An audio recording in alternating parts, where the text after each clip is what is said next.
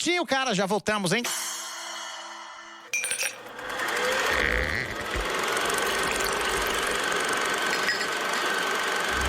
Dá meu endereço ao diabo. Tadinho é o caralho, meu nome agora é Zé Pequeno.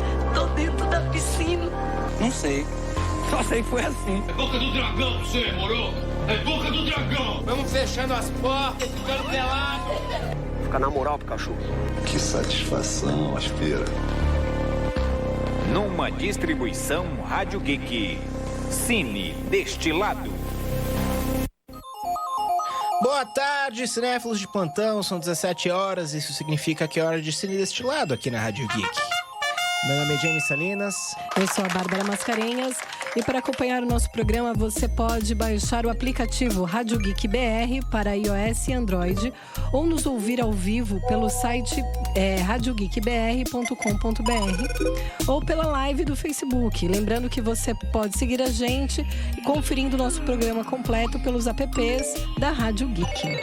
Nas redes sociais, Facebook, Instagram e Twitter, estamos como @RádioGeekBR e @CineDestilado. Ou segue nosso perfil pessoal, @James_Salinas e @BabiMascarenhas. Mande mensagem pra gente ao vivo, comentando na nossa live do Facebook ou mandando mensagens de áudio ou texto para o nosso WhatsApp 9713 13 66 17.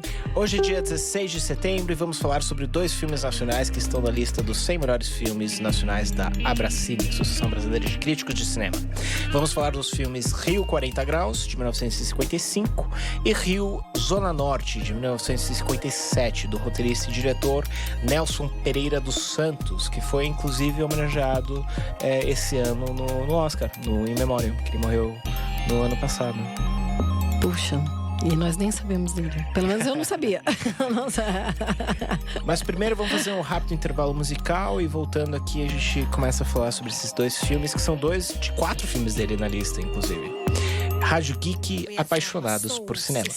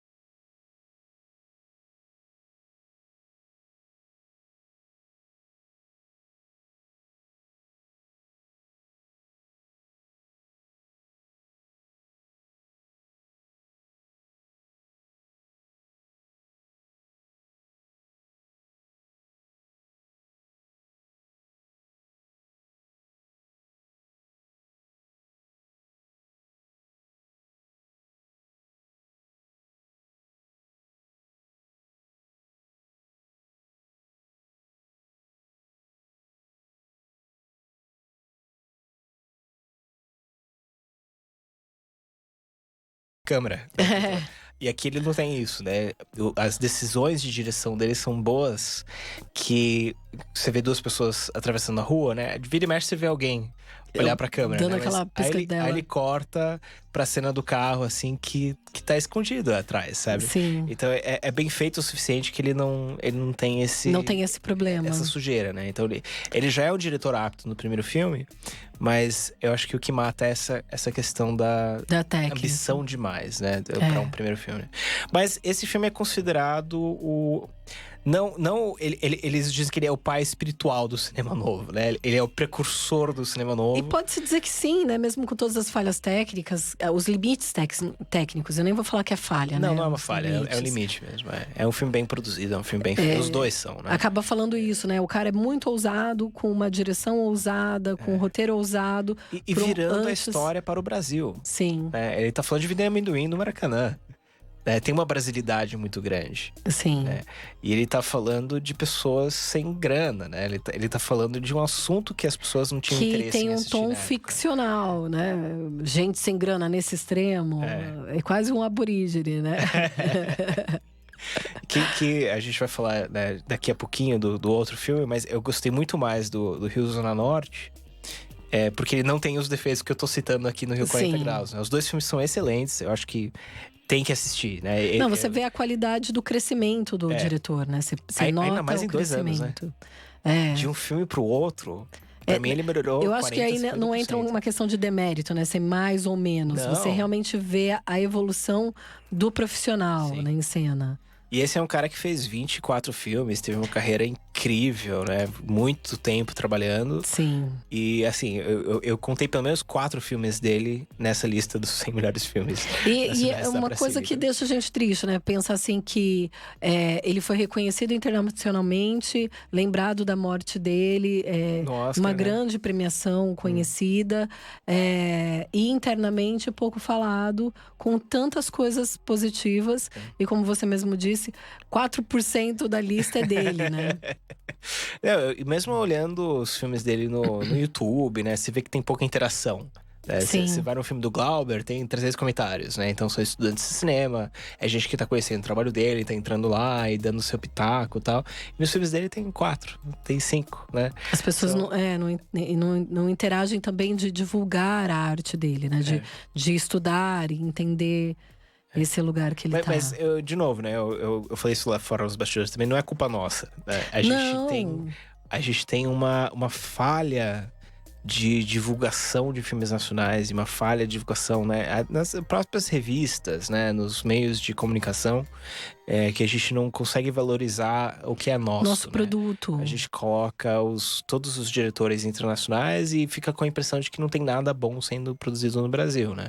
Eu vivo falando do Ausência do Chico Teixeira, né? Que também foi um filme incrível de poucos anos atrás, que naquele ano, ninguém viu aquele filme, sabe? E vai aparecer numa lista dessas daqui a 20 anos. Vai aparecer daqui a 20 anos. Porque é muito bom, né? E é um filme que ninguém conhece, eu tenho ele em DVD, sabe? Porque eu corri atrás, paguei 40 pau no DVD, sabe? Pra poder ter Era o único, aquela obra-prima, sabe? Na minha mão. E esses filmes você não consegue achar. Eu tô procurando eles outros pra filmes comprar. deles que não se acha. Eu vou comprar todos esses filmes pra fazer a minha né, de ter. Que eu tenho 5 mil DVDs, né? Então, vou acrescentar esses 100 aqui e ter uma fila nacional. Tem filme que eu não tô achando nem no YouTube, cara. Desses 100 filmes, tem filme que eu não consigo achar. Não, e saber que eles estão sendo conservados por outras pessoas, né? Lá fora, o Martin Scorsese tá mais representando conservar nossa história de cinema nacional do que o cinema... A gente fala assim, nós não temos história, estamos desbravando. É uma síndrome do brasileiro, né? O primeiro filme nacional não existe mais, queimou. Não existe.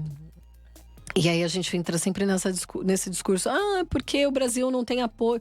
Gente, a gente não se apoia, né? A gente não se apoia. Não tem como você quer esperar o apoio da onde, né? Eu acho que nós temos uma visão paternalista, no sentido de que o pai resolve.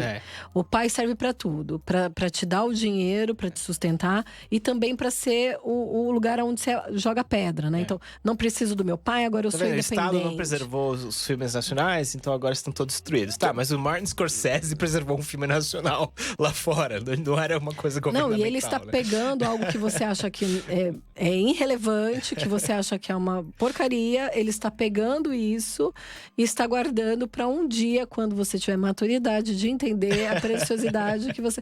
Poxa, quanto tempo a gente vai precisar que alguém venha e nos apadrinhe, porque nós não somos maduros o suficiente para cuidar do que é nosso, né? Tá me fazendo bem mal essa lista dos 100 filmes, porque Tá. eu fico pesquisando, eu fico olhando e me dá uma tristeza enorme, assim, porque eu vejo, principalmente o Nelson, eu tô apaixonado por esse cara, porque eu tava vendo uma entrevista dele no Roda Viva, e, é um cara guerrilha, total, assim, absolutamente 100% guerrilha. Que fala umas verdades que, com certeza, as pessoas não gostariam de ouvir. Exato, eu olhando o cara, tipo, Vamos convidar ele pra nossa entrevista. 50, ele que morreu. Não, né? a gente chama uma Mas entidade. 50 anos de carreira e o cara tá falando coisas que a gente fala aqui no programa, sabe? Eu tô, tipo, muito triste, assim, sabe? Porra, meu. E eu não sabia não mudou que eles, nada eu não desde sabia 55, sabe? O discurso é o mesmo. São os mesmos problemas, né? A gente tem essa coisa cíclica, né? E a gente não preserva a história, então parece que desaparece, que é tudo novo, né? Mas na verdade são exatamente os mesmos problemas. E é uma discussão que você vai falar assim, ai meu Deus, é uma discussão de casa, de fundo de quintal mesmo, né?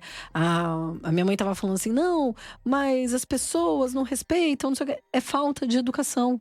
Porque não tem como você valorizar algo que você não conhece, né? Sim. Então, se você não sabe… E de novo, não é falta de educação culpa da pessoa por ser ignorante. É falta de educação que não existe uma essa, educação, né? alguém que ensina, porque não é algo que a gente aprende por osmose. Alguém tem que chegar, vir e explicar o que é, como significa.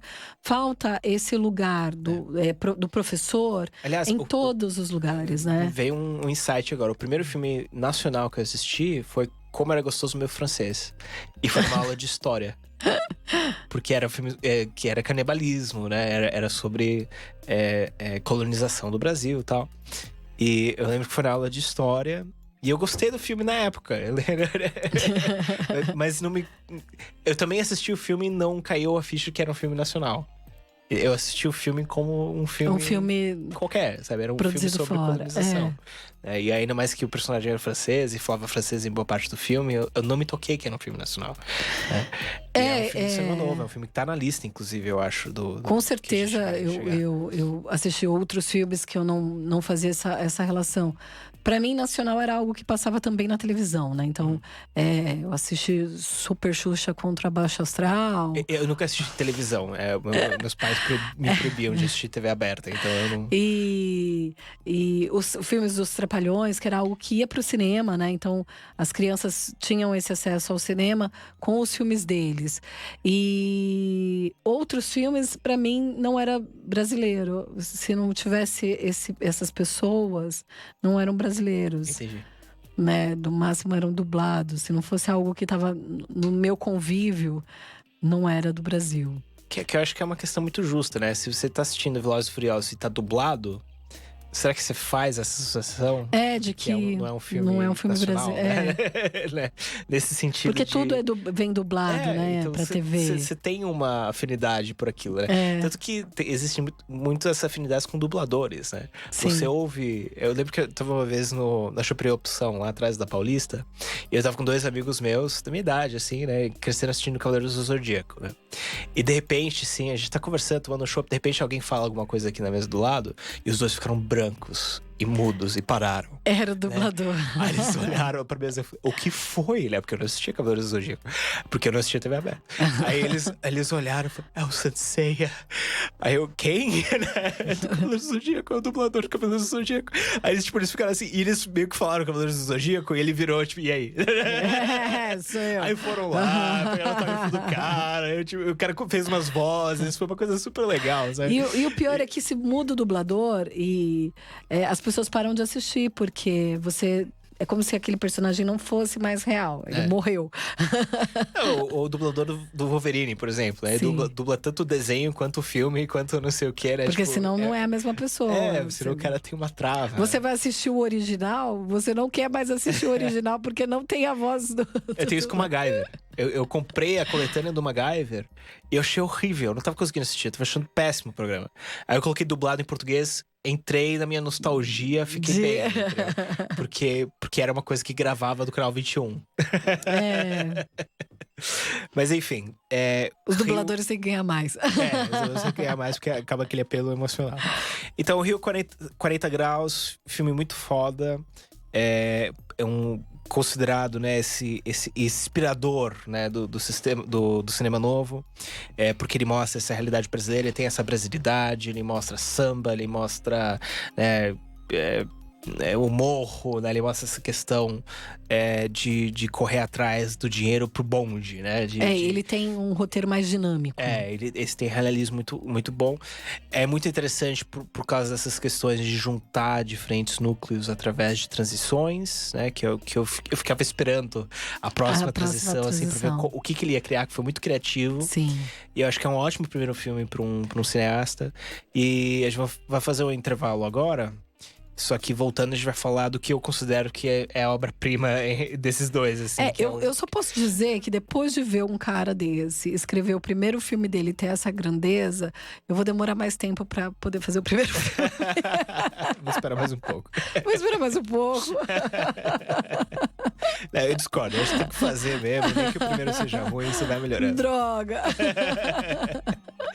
Mas você roda pra gente, então, comercial. E lembrando vocês que estão no Facebook, que vai ficar mudo agora, mas se quiser acompanhar nosso programa completo com música, é só você entrar no app da Rádio Geek BR ou no site www.radiogeekbr.com.br. Você está na Rádio Geek, apaixonados por cinema.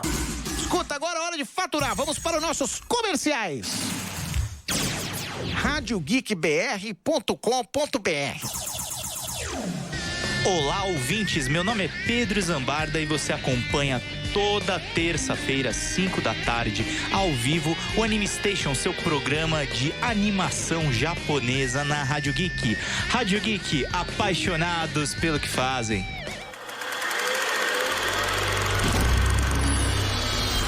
Você já pensou em estudar cinema? A hora é agora. O Instituto de Cinema conta com mais de 100 cursos que cabem no seu bolso e na sua rotina. Aprenda sobre direção, fotografia, roteiro, edição e muito mais. Você ainda tem acesso a monitorias especializadas, equipamentos profissionais e produz 2 curtas-metragens prontos para concorrer em festivais. Saiba mais em institutodecinema.com.br. A edição de setembro da revista Mundo dos Super-Heróis traz na reportagem de capa a superpoderosa Mulher Maravilha. Tem tudo sobre a heroína que volta aos cinemas com o melhor dos anos 80, os bastidores do filme Diana vs Mulher Leopardo, a aposta da volta das Amazonas nas HQs e muito mais. Essa edição vem ainda com 27 cards colecionáveis com a evolução do visual da heroína desde 1941 até hoje. E mais, Marvel Fase 4, o Imortal Hulk, Batman do Futuro, easter eggs do Homem-Aranha. Encontre a sua na banca ou livraria mais próxima ou ligue 0800 888 8508 ou acesse europanet.com.br. Olá, eu sou o André Fauri.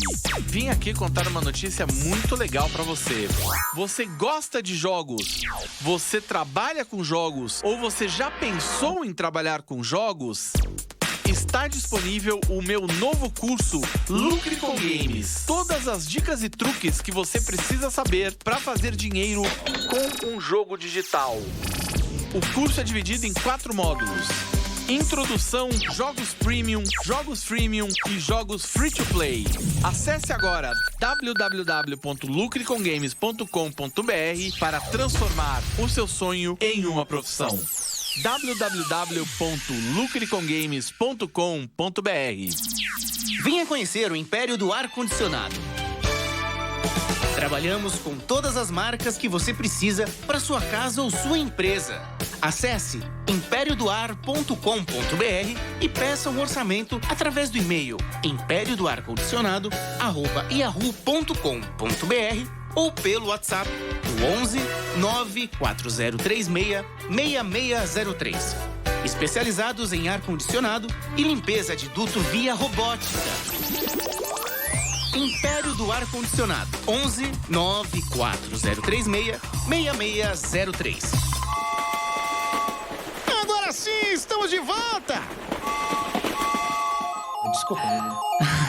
Voltamos aqui no bloco 2, falando mal de alguém, ainda bem que a gente parou antes. Voltamos! Vamos falar aqui do filme Rio, Zona Norte. Esse é o segundo filme do diretor Nelson Pereira dos Santos. Eu acho que o primeiro filme, né, ficou um tempo... Foi um pouco boicotado, assim, né, principalmente no Rio de Janeiro. Mas eu não consigo... Eu até procurei, assim, pra ver como é que foi comercialmente, mas é um pouco o que a gente tava falando, né? A gente não tem muitas informações, a gente perde um pouco... É o próprio limite, né? Que a gente é quase folclórico, né? Fica num lugar, fica num lugar muito cult, muito elitizado, assim, né? aí fica parecendo que não é para o acesso não é para todo mundo, né? O que a gente estava falando, o cinema não é para elite. O cinema é livre para todos, a arte é livre para todos, mas em alguns momentos a arte ela fica tão limitada ao acesso das pessoas que no imaginário parece que não é permitido para você. Então você tem grandes centros culturais abertos e vazios porque as pessoas não conseguem entrar, porque ela não se sente convidada a participar daquilo, se sente né? parte daquilo. Mas o Rio Zona Norte, eu vou até ler, eu peguei a sinopse aqui, que é basicamente uma sinopse / argumento inteiro do filme, né? Mas eu vou ler aqui porque eu acho que esse filme vale a gente entrar um pouco mais profundamente nele. Então, a história: o humilde sambista carioca Espírito da Luz cai de um trem lotado da Central do Brasil e fratura o crânio. Isso só descobre no final do filme. Então, enquanto agoniza, ele se lembra dos últimos meses de sua vida. Aliás, né, tá lembrando alguma coisa, é isso?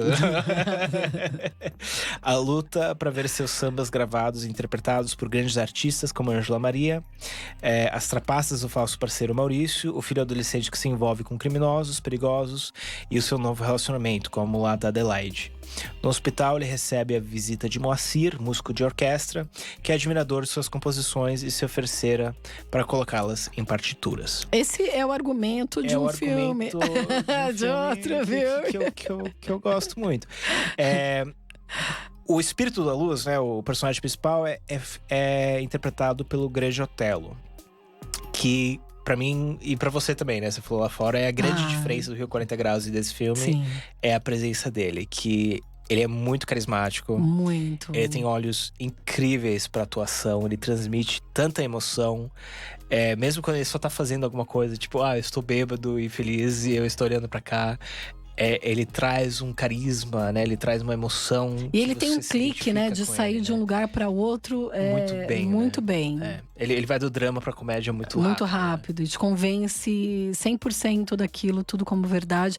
Quem não conhece ele como ator, merece assistir qualquer filme dele pra ter essa experiência. Porque às vezes a gente, é um filme velho, não quero assistir.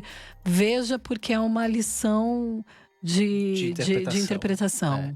E ele era um cara que era um artista completo, né? Ele era humorista, ele era ator, ele fazia teatro de revista. E ele canta, dança, e você vê tudo isso nesse filme. E ele também é um cara com uma história pessoal muito trágica, né? O pai morreu esfaqueado, a mãe era alcoólatra. A mulher dele cometeu suicídio depois de matar o seu filho com veneno. Então é um cara que, né, tem uma vida pesada, assim, né? Só que ele também é um cara que foi reconhecido internacionalmente já na época dele. Ele participou do filme Tudo Verdade, do Orson Welles, que considerava ele o maior ator brasileiro. Ele fez o personagem principal no Macunaíma, que também tá na nossa lista, né? Sim. E ele também participou do filme Fitzcarraldo, do Werner Herzog, de 82. Então é um cara que trabalhou bastante com diretores internacionais, então não é só você. Muita gente admirava o cara. Não, e quando a gente fala de representação, né? As pessoas falam assim, não tem um negro que nos representa, não tem alguém da periferia que nos representa. É um artista que representa muitas frentes e que não é valorizado, mais uma vez falando da questão do valor, não é valorizado no Brasil. E também a questão da história. A gente tem pouca história, né? Então, eu já sabia quem era o Grande Otelo. Você sabe de onde? de um cartão daquele jogo de tabuleiro Perfil 4. Sim. Ele era uma das respostas. E era quem que era o ator, não sei o quê. E a descrição dele era tão interessante, né? Humorista e cantor, não sei o que lá.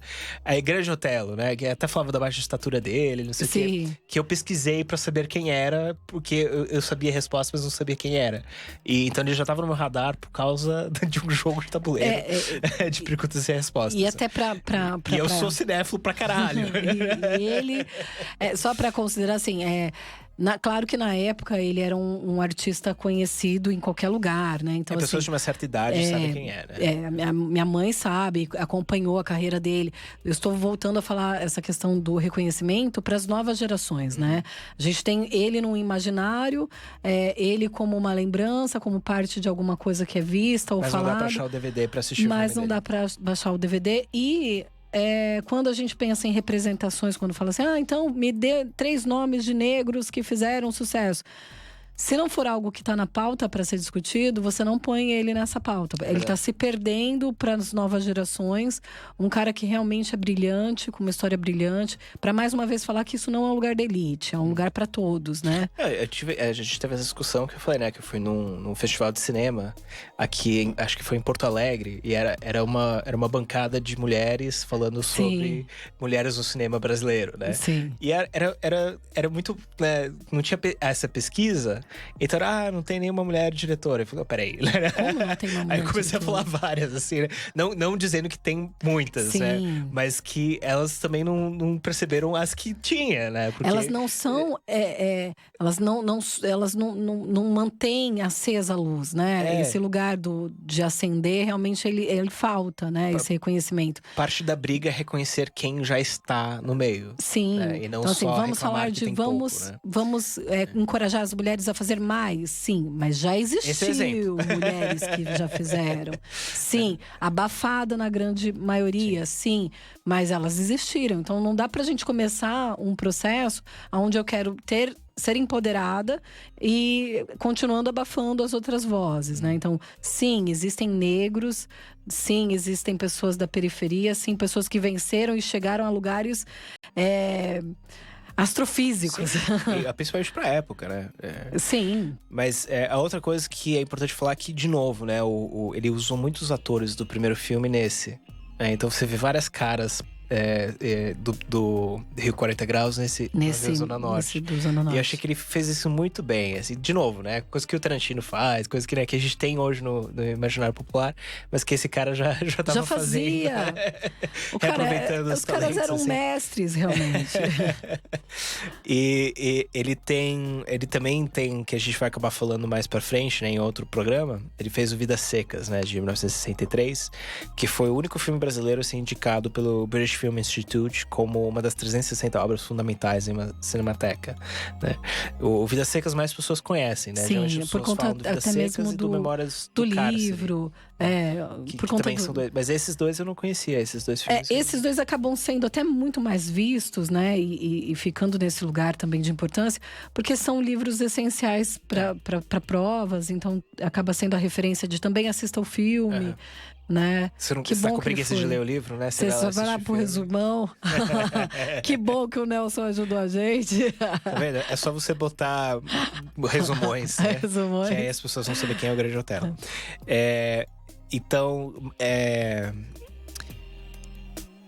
voltando a falar do filme, né? Só pra falar do Rio Zona Norte. Eu considero esse filme uma obra-prima. Eu achei magnífico. Eu vi muitas semelhanças, né? Talvez inspirações, talvez até bebendo da mesma fonte, né? Mas eu vi muitas inspirações no Ladrões de Bicicleta, que é um dos meus filmes preferidos, está nos meus top 10 de qualquer lista que eu faça. É um filme que eu amo de paixão. E eu até te contei a sinopse lá fora e vi as semelhanças, sabe? Ver. Tem ele no YouTube? Tem, deve ter. Vamos falar dele.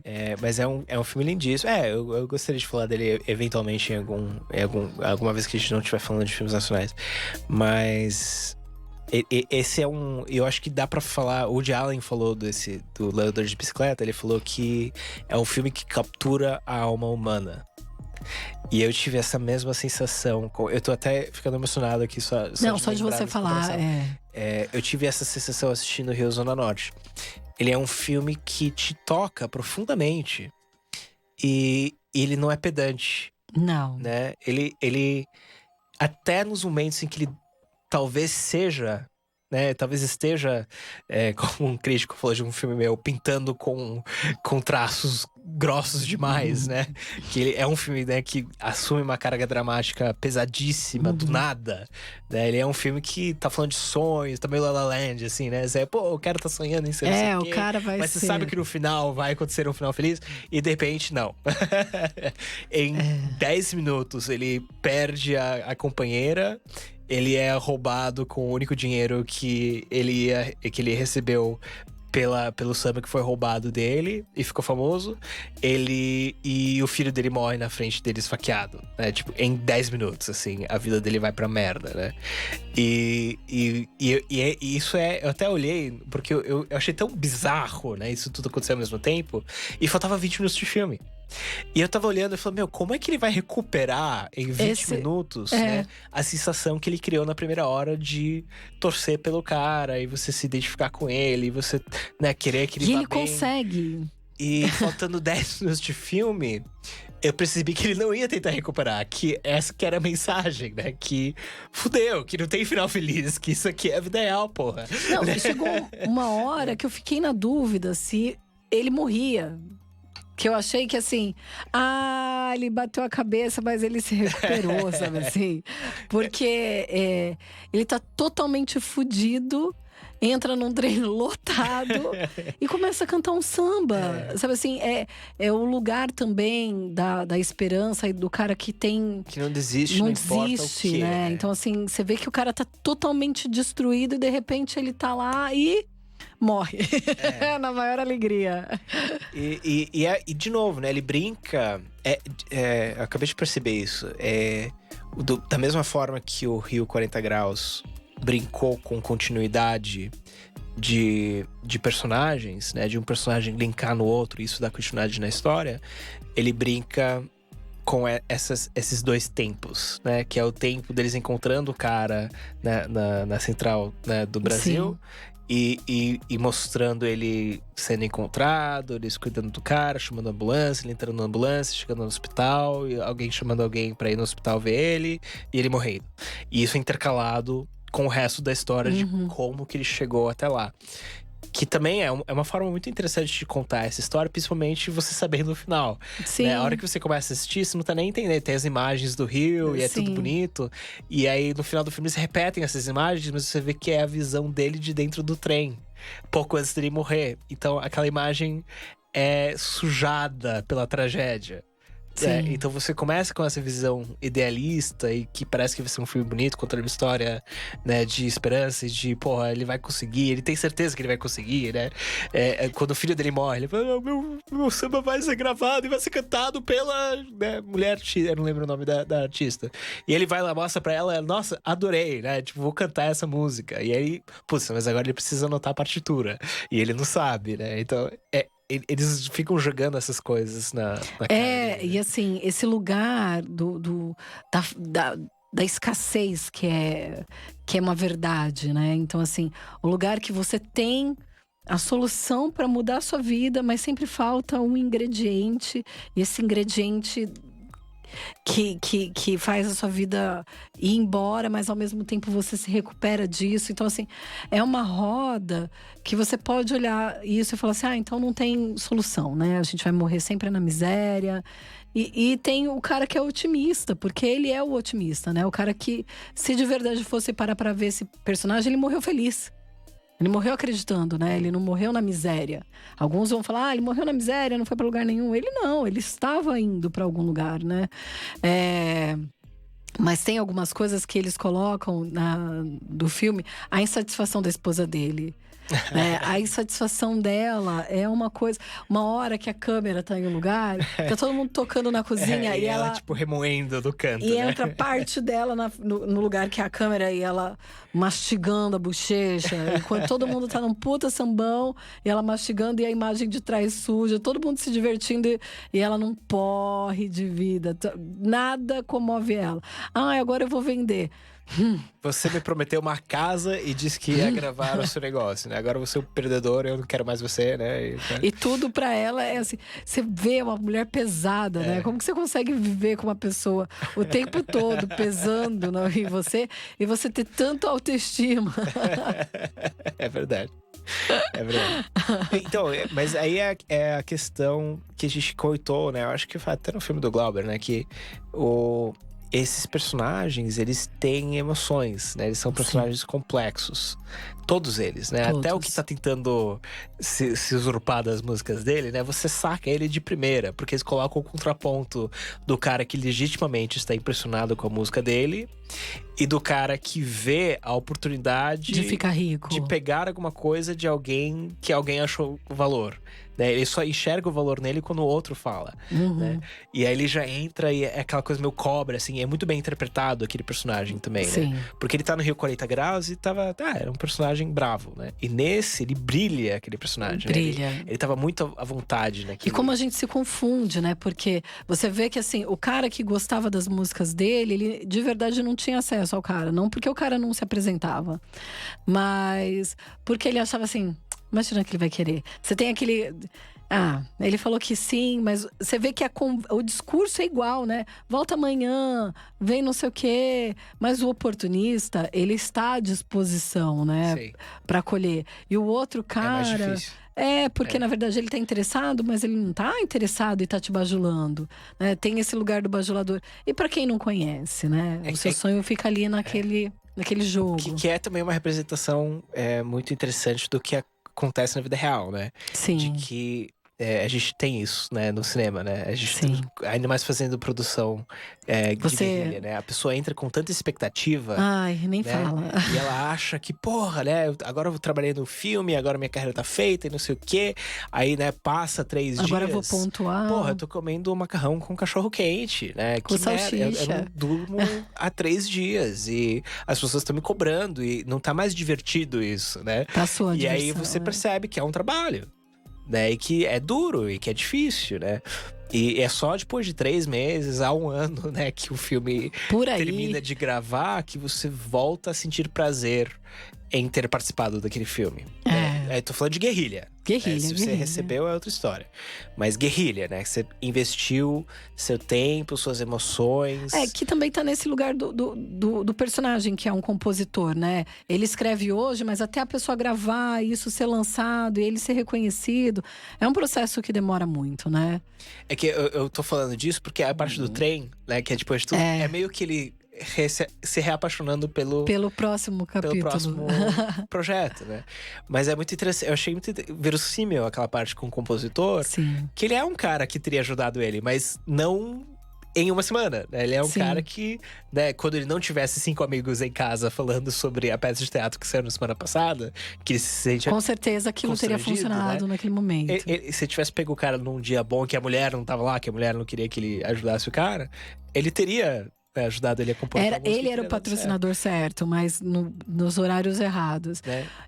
Uma insegurança Esse foi espírito, muito uma experiência nossa, né? De você olhar e… se identificar aquilo, demais. Né? E os dois, principalmente, as duas linguagens, né? Tanto de um quanto do outro. Não que um seja só um aproveitador. Ele intermedia coisas, só que favorecendo somente ele. E você vê assim, volta amanhã, eu vou te ajudar, gostei da sua música, mas hoje não é um bom dia, hoje não é bom dia. A conversa é tão igual que você não sabe ali naquele momento que você está iniciando esse caminho, quem que de verdade tem a possibilidade de fazer você ir pra frente, ou quem só tá tirando proveito de você. Então, são muitas alianças que te machucam, né? Porque você também precisa acreditar em alguém. Não dá pra você ouvir e falar, então já que eu não sei, eu vou voltar pra casa. Você tem que acreditar, né? Sim. O que o César Albanese comentou aí? Exposição eternas e satisfeitas. É melhor não comentar. A gente finge que não leu. Então tá bom. Como assim esposas são sempre insatisfeitas? Elas são maravilhosas. As ex-esposas são mais ainda. Eu vou ficar quieto também. Mas, então, Rio Zona Norte, filme incrível, diretor incrível. Eu já tenho projeto de assistir todos os 24 filmes do Nelson Pereira dos Santos, porque esses dois foram o suficiente pra me convencer a assistir tudo. É que nem o Ingmar Bergman. Eu assisti 4 filmes dele e falei, vou ter que assistir todos. Aí você vê o tamanho da filmografia e você, eu vou demorar 30 anos pra assistir todos. Mas eu tenho todos, estão lá eu tô ficando compulsiva. Agora eu tô ficando compulsiva por série, ficando compulsiva. Então, assim, enquanto não acabar a série que eu iniciei, e ainda tem mais 10 episódios. Qual que você tá assistindo agora? Ai, me apresentaram o Lucifer. E eu tô na 3ª temporada em 2 semanas. Então, e a 3ª temporada, infelizmente, não é tão maravilhosa. Mas é bacana, mas né? melhora de novo depois. Mas enquanto eu não acabar a 4ª temporada, eu não vou voltar à vida normal. Então, eu tenho que intercalar os outros filmes. Então, assim, agora que você falou que são 24, virou uma missão, entendeu? Eu acho justo. Virou uma missão. Mas temos pelo menos 2 deles aqui no nosso programa, né? Que é o Vidas Secas e o Macunaíma. Não, o Macunaíma não. O Macunaíma é o Grande Otelo. Qual que era o outro dele? É o Vidas Secas. O Memórias do Cárcere. Mas eu acho que tem mais um também. Aqui eu não lembro de todos, porque não tá por diretor a lista, né? Só tá por ordem. Tá por nomes. Então eu preciso fazer uma planilha Excel e colocar por diretor também. Começar a fazer começar a ticar por diretores. Existe um software que você procura depois por nome. Então você tem lá a barrinha de busca. Então eu acho que a gente tem que baixar esse. Porque aí você já faz a lista e você busca. É só escrever no Excel que dá certo. 5. Aí aparece. Mas isso também porque a gente resolveu pegar a lista da Abracine como nosso ponto de saída, né? Porque são muitos filmes e você precisa de algum tipo de filtro, né? Mas tá sendo umas coisas bem interessantes. A última coisa que eu queria falar desse filme é que as músicas desse filme foram o Zach Cat que fez, né? E ele fez o personagem do Neguinho no filme anterior, no Rio 40 Graus. E eu acho que foi um pouco baseado em situações dele. Esse personagem do espírito, porque ele era um sambista, ele escreveu os sambas do filme, né? Que tem acho que 3, 4 sambas no filme. E, inclusive o último samba que ele compõe para o filho dele que morreu é um pouco a história do filme, né? Do cara, né? 4 velas no caixão, né? E sob o céu iluminado. E o filme termina com essa tomada. Né? Que ele até fala. Alguém conhece as músicas dele no morro? 3 ou 4, né? Então ele conseguiu o que ele queria, né? Ser lembrado e ter essas músicas no mundo, né? Então é um final feliz, né? Se ele pudesse ver, né, o final. Se ele pudesse saber que ele conseguiu isso, né? Apesar de tudo, né? Ele não conseguiu dinheiro, ele não conseguiu as coisas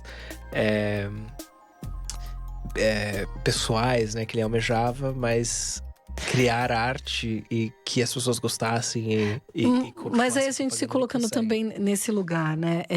Será que se você morresse, claro que a gente quer usufruir desse lugar de conquista, mas se você morresse hoje e de repente alguém pega todos os seus roteiros e começa a fazer e você vira tipo um puta roteirista porque alguém pegou Póstumo.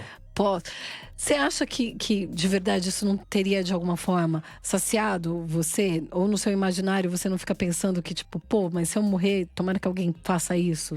Eu tô pensando muito nisso essa semana, desde que a gente assistiu O Limite, do Mário Peixoto. Porque esse é um cara que fez um filme, né? Sim.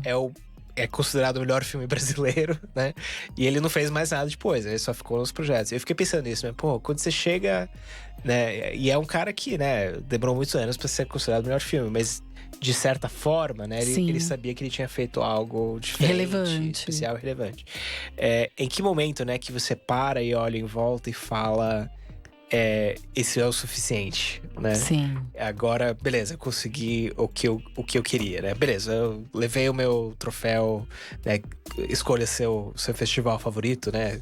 Sim. Sundance, Cannes, ou Oscar, ou o que for.